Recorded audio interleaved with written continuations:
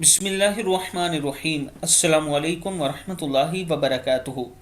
Abid channel की तरफ से आज मैं अपने दोस्तों को रसूलुल्लाह सल्लल्लाहु अलैहि वआलिहि वसल्लम का एक फरमान बताऊंगा कि रोज़ा जानबूझकर छोड़ने का क्या नुकसान है।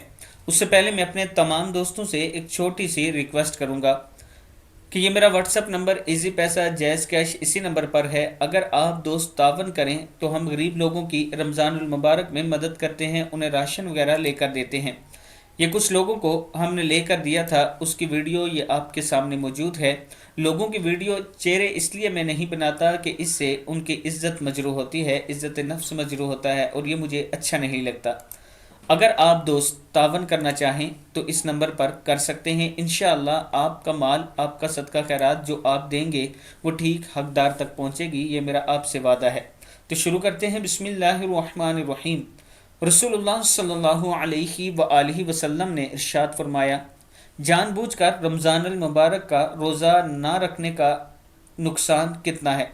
हज़रत अबू हुरैरा रज़ी अल्लाह तआला अन्हु फरमाते हैं कि रसूलुल्लाह सल्लल्लाहु अलैहि वआलिहि वसल्लम ने इरशाद फरमाया, जिसने रमज़ान का एक रोज़ा खा लिया शरई उज़र के बगैर और मर्ज़ के बगैर तो ज़माने भर के रोज़े भी इसकी तलाफ़ी नहीं कर सकते, अगरचे वो इनको रखे।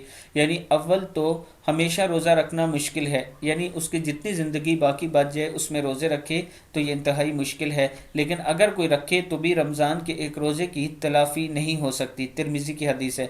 यानी अगर आप कोई शरई उज़र के बगैर रमज़ानुल मुबारक का एक रोज़ा छोड़ते हैं, आपको कोई बीमारी या कोई शरई उज़र नहीं, तो अगर आप बिला वजह रोज़ा छोड़ते हैं एक, तो सारी ज़िंदगी रोज़े रखते रहें तब भी उस रोज़े के बराबर नहीं होगा।